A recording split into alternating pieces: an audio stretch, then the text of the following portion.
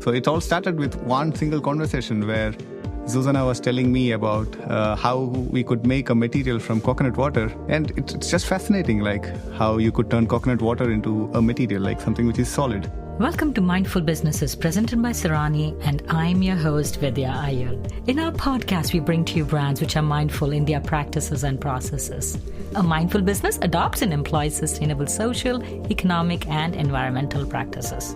We record this episode in one of the most cosmopolitan and diverse cities in India, Mumbai. Today, we have with us Susmeet Sushil and Susanna Gomboshova, co-founders of Malai. There's more to coconut than you thought. They join us from Cochin, Kerala, a lovely coastal southern city in India.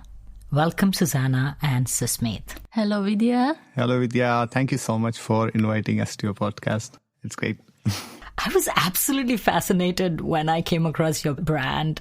My brain went like, wait, how and what?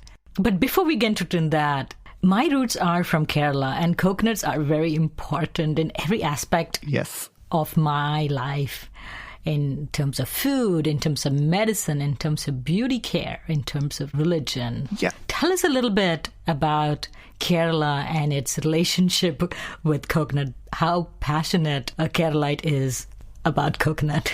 Kerala, from the very name of it, it's land of coconuts. It's a state or a country named after coconut tree.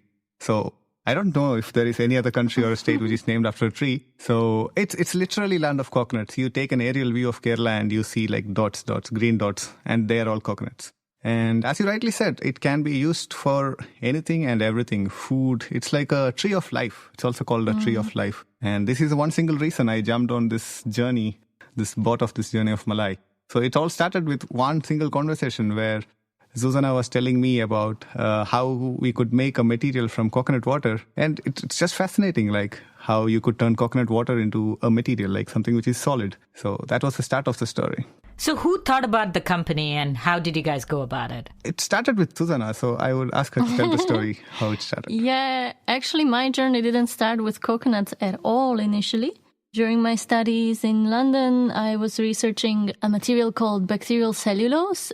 It's a type of material that grows, that is fermented on different types of media. You know, you might be familiar with it from the world of beverages, where kombucha is very popular nowadays. You might be familiar with it from food industry, if you like the nata de coco. You might be familiar with it from cosmetic industry. Maybe in some cases it's used as face mask. Media. And well, during that time, during the research stage, I came across an industry developed in Philippines, which uses precisely coconut water for fermentation process of bacterial cellulose. So when I came to India, I came for a different reason. I came for a job offer, but I had an idea back in my mind, after I saw India, okay, you guys have a lot of coconuts. I'm sure somebody must be growing bacterial cellulose here with all that stuff, but nobody was. Anyways, I met Susmeet at the time, and he was from Kerala. I had no idea what Kerala was and that it meant so much in terms of coconuts. But I guess he found the idea intriguing as well, precisely because he was from a part of, country, a place where coconuts have so much significance for daily life. So how did you two meet and how did you become co-founders? Susanna, you're from Slovakia? Yeah. Yep. So we met in Mumbai. In Mumbai, actually. I came there to work on a project for one big Indian company. So we were both working at the innovation center of the company. So we met basically as colleagues, but we shared a lot of, values. We shared similar views on sustainability, ecology. We're both quite passionate makers, so we spend a lot of time in the workshops discussing, how exciting this whole coconut growing thing is. So I think work brought us together initially, and we didn't decide to co-found the company out of a sudden. We started experimenting. we moved to a different district of India in South India, where we decided to start experimenting with the growth of the material more intensively, and also to push the material further so that it can be used for all sorts of different applications. So this first 1 year after we left our jobs, and we were not very sure whether we will start a company, what application will this material go into. But we both were very much intrigued by the fact that, okay, this is a very much a sustainable material.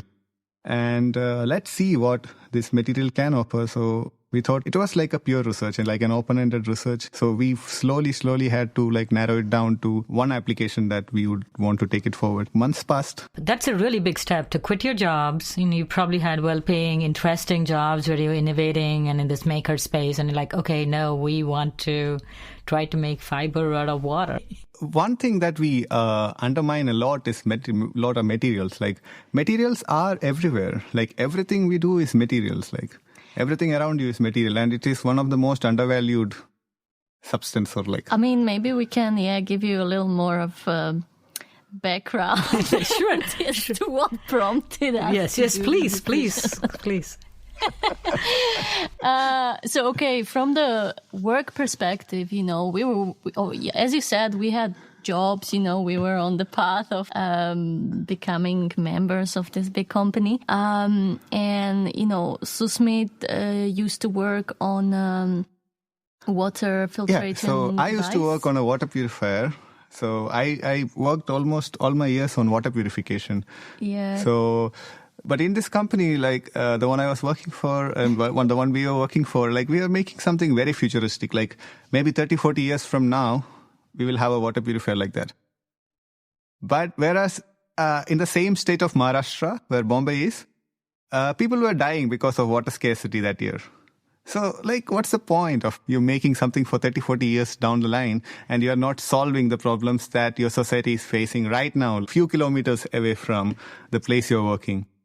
So it was in a way pointless. Susanna's project was much more interesting. Yes, it is. I'll ask her. Tell her. I'll go ahead. So I got invited to work on a project that was initiated there that was looking at the industrial waste that the company generated from all different businesses, factories, We looked at the scale of generation of waste, so quantities, what it is. I think more than 800 kinds of materials were identified. And from those, there are materials that you can recycle, there are materials that you cannot recycle, there are materials that you simply have to incinerate. But it kind of made me understand very thoroughly the whole material cycle that is ingrained in our industries. And it made me understand that recycling ultimately is great, but it's not solving our problems. It's just kind of stretching the timeline. Besides, especially I think in economies and in countries like India, it's so complicated to take control over how things are done, and whether processes are really done in a way that they should. So it kind of made me think about the whole material culture that we live in, and I couldn't see many materials that would be good for the environment, that would be not exploiting somebody at some point of their manufacturing. So I started simply thinking about the materials in a different way, and I didn't want to create materials or contribute to industries that would further hinder the faith of our world, let's say. Right. So what you're trying to say is that a lot of the recycling that you saw was just kicking the can to the next stage, you're just kicking the can around. Recycling is kicking the can around. I mean, it's a good practice. It's definitely a good practice, but, it's became such a huge, marketing term to use as well. Every big company says, we are recycling, therefore we are good. Right. And they even go to the measure when they say, no additional water was used in the recycling of this, in the process of manufacturing this material. Or, there are many environmental claims which are pulled out completely from the context, because if you're recycling a material, that means that certain, amount of energy, resources, water, whatever, was already used for making that material in the first place. So you're just, adding to all that. So recycling, of course, is a good practice, but ultimately it's not solving the problems that we are facing. Right. And even as human beings, if personally for me, if I think I'm recycling, I feel it's okay to consume this water bottle, to use this water bottle because I'm recycling it. But no, I should not even start at that point, right? I should have a reusable water bottle to begin with, not a plastic one. But the fact that I can recycle it gives me sort of the license to, psychologically gives me the license to say, okay, I'm recycling it anyway, and it's okay to use it. What is the meaning of the name Malai? We have adopted the name from nata de coco, which means cream of coconut. And nata de coco is the name bacterial cellulose is known in Southeast Asian country. Yeah, countries like Philippines, Indonesia, where this bacterial cellulose with this material that we work with originated from. Malai is also how many people in the world, especially in India, would call the white flesh of tender coconut. I don't know if you're familiar with it. Yeah, so that's Malai as well. And if you look at the color, the texture, the appearance of the Malai from coconut, it actually looks very, very similar to nata de coco or to bacterial cellulose when we ferment it on coconut water. So we saw association in that, but also Malai or cream has an association of something very good quality, top notch. So it's like the best we take from nature in a way. From where do you get the discarded coconut water? Where do you procure your raw materials from? So in South India, we consume a lot of coconuts. And when we say coconuts, so all the cooking oil that we use, coconut oil.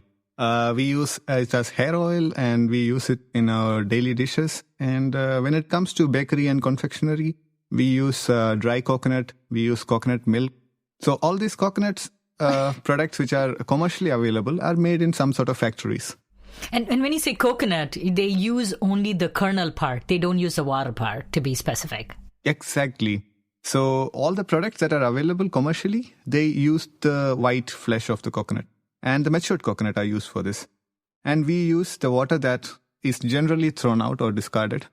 So in a way, we are finding an application, a better application for an industrial waste stream. Industrial waste. We are just collecting the water that's not being used. Otherwise, it would be thrown away.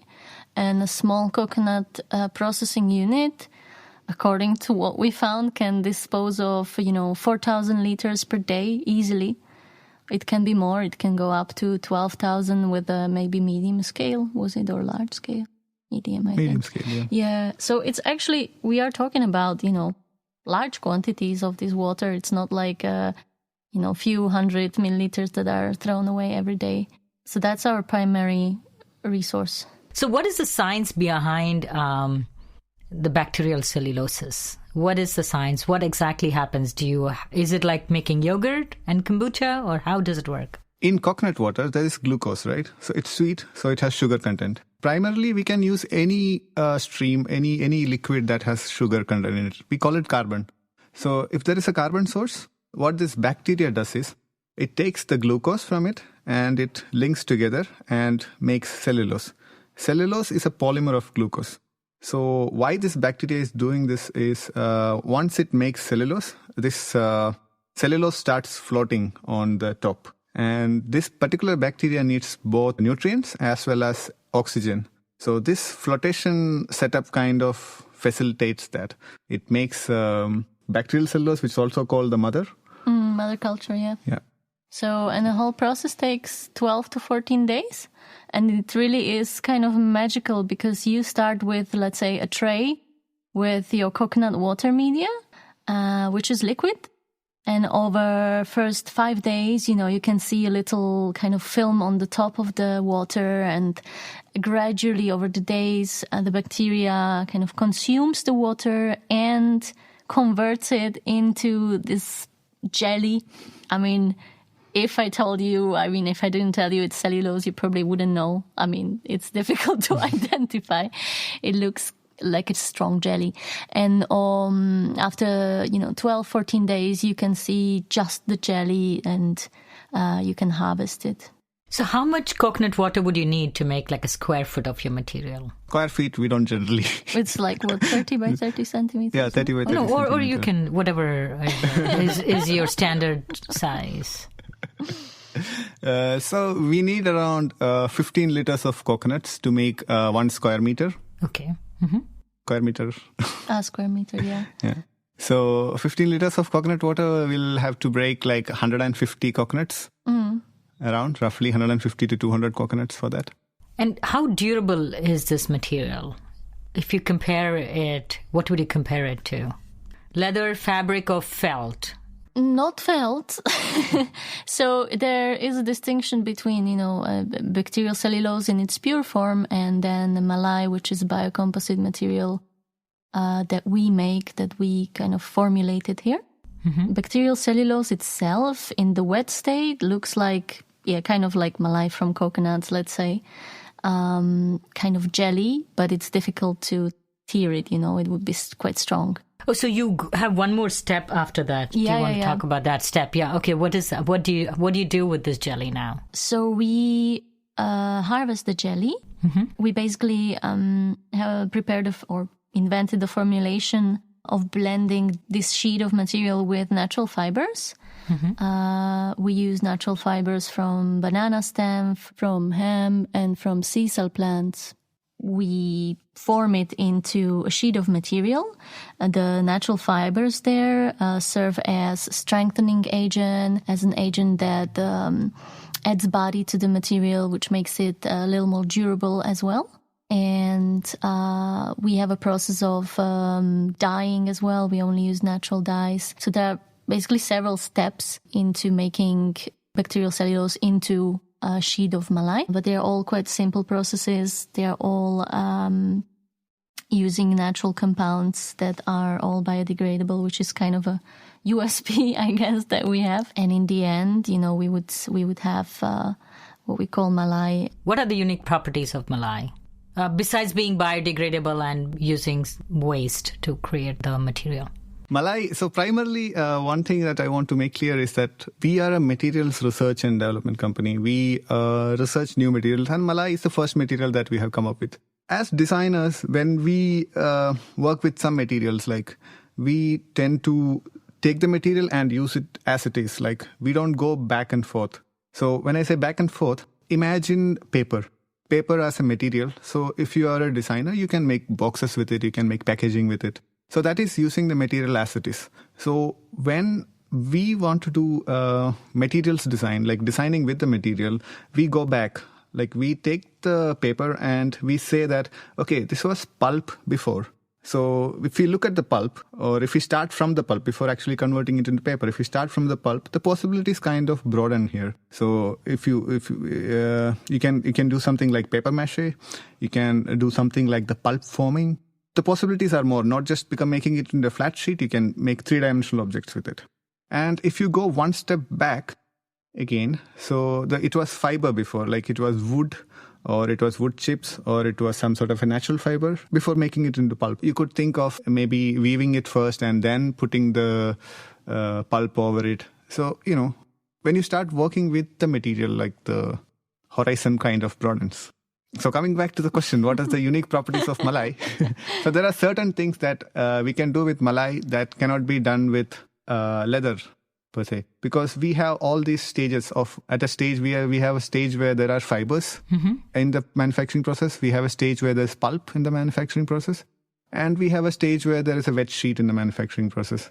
So what it gives to the producer or the maker who is using Malai is that you can modify it at each stage. Which is not like possible when you're using PU-based or PVC-based material, or you get the material as it is, and then you don't have much options. Like you have to kind of work with what is available. What material do you see Malai substituting? The most important thing for us is designing the right process of manufacturing of the material. And that is a priority because we want to keep it as, environmentally friendly and integral in the nature as possible. When it comes to use of material, we look at applications mostly. So, we don't look at it as an imitation or substitute for material like leather in general, because if you look at the leather, it's a material that has incredible variability of applications and uses, and it's been here with humanity for thousands of years. It would be great if we could substitute leather with one material, but I am not sure about it yet.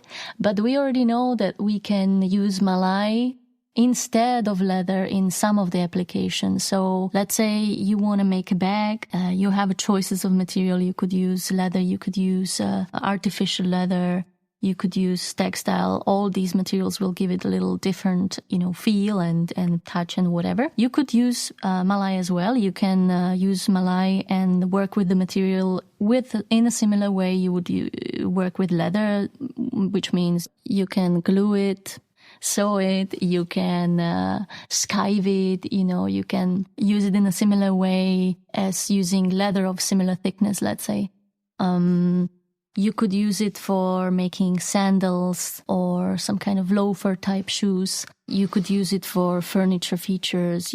We are still exploring many of the uses. So yeah, I saw you had a variety of collaborations with different companies. Would you like to talk about that? One was Cassetto, which you were using it for cardboard briefcases and some sort of a plastic, some sort of a upholstery. Would you like to talk a little bit about those applications that your materials have? So Cassetto, since you mentioned, it was one of the most interesting applications or interesting collaborations that we had, because we were trying to develop this material to make bags and wallets, and we wanted it to resemble leather in the feel, like how the material would flex, like the kind of softness and suppleness it had. But when it came to Cassetto actually wanted something which is really stiff and hard. So it was actually really easy for us to do that, because like when we make Malai in one of its like the first forms that as it comes out of processing, it's quite hard. Like it's just like a stiff board. You can actually knock on it. So it was very easy to, that collaboration was particularly interesting for this reason. When we look at the material, what is the application? So when you look at the application, you will say that, okay, this material need not behave like leather for this particular application. So what we are trying to do is like we are trying to develop the material which fits the application perfectly. Mm-hmm. The material behaves differently in different applications, which may not be the case with... Right. Like Susanna mentioned, like, in any part of the process, you can change what inputs you put in depending on the stiffness or the flexibility or rigidity required by the application. Isn't that what you're saying? Yeah. I mean, there's a lot of variability you can achieve during making part of the material itself. Mm-hmm.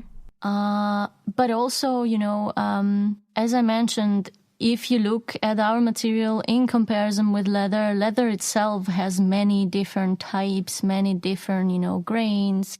It's just that it all comes from the same source, which is an animal skin, but it can be processed in many different ways. The same kind of principle can apply to Malai, You can make Malai in certain type of GSM, in certain thickness, and use it for, making bags. But in order to make it suitable for material for making sneakers, let's say, you need to twist it a little bit so that it can be used with the same technology that is currently used for making sneakers. So there's still a lot of, I think, R&D, on our side, if we would like to make it applicable on all possible uses of leather that we currently see. That's why we thought we find basically the application for accessories the most suitable at the moment.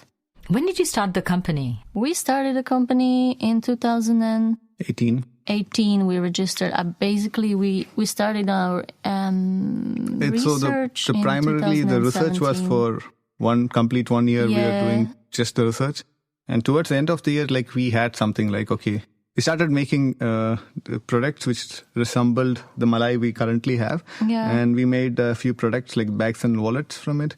We send it out to people to test it, who are like their primary alpha users. And in January 2018, it's 24th January 2018, we started the company. Yeah, that's like official start. But the project started in 2017, yeah. So you have a Kickstarter going on right now. Is it still on or no? No, it's already over. We completed it successfully, which is amazing. How much did you raise? We raised around 18,000 euros. And what was your target? 15. So we reached basically 123%. And it was a very interesting experience, for us as well, because it was the first time we were commercially offering products made from Malai. There are already few brands in the world who offer products from it. But this was the first time it came from us, because we want people to test it. We want final customers who are going to basically wear and use these products. We want their feedback as well. So it was good to know that there are people willing to have these products. And in terms of what it means for us, we need to improve our manufacturing processes. We need better equipment. So we are planning to buy a dryer, hydraulic press with it, and a couple of other things that we really need here. So where can one buy these products? Are they available online, or is it if I'm a creator of a designer, only then I buy it in bulk from you and then make the products that I want? Yeah, if you're a maker or a brand or a manufacturer, you would contact us and tell us what material you need, what you need it for, so that we have an idea of what you need. And we supply material primarily. It's not necessarily in bulk because our production capacity is also very small at the moment. What is your capacity in general? We make 200 square meters of material every month. So you tell us what you need, and then basically the materials are made to order, and we'll make it. Because that's, so far has been the model that we were able to work out in the process of R&D, in the process of improving, the processes and working on the material itself. Thank you, Susanna and Susmeet, for coming on Mindful Businesses and sharing your journey in creating this sustainable and versatile fabric. Thank you for inviting us. It's been a pleasure to have a chat with you from Mumbai to Kochi. Thank you so much. If you're a creator of a mindful brand or would like to recommend a mindful brand to be featured on our show, send us a message on our Facebook or Instagram page. We recorded this podcast at Radio Vani studio in Mumbai, India. Tatum Gale composed the music for this podcast. This is Vidya Iyer for Mindful Businesses.